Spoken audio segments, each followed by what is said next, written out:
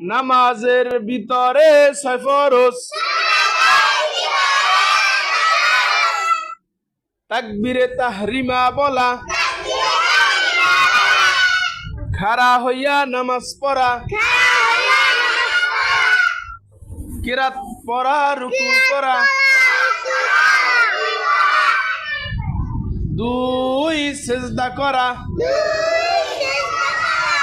আখিরি বৈঠক। আবার নামাজের ভিতরে ছয় ফরজ। তাকবীরে তাহরিমা বলা, খাড়া হইয়া নামাজ পড়া,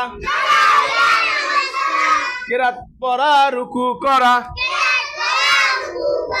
দুই সিজদা করা, আখিরি বৈঠক।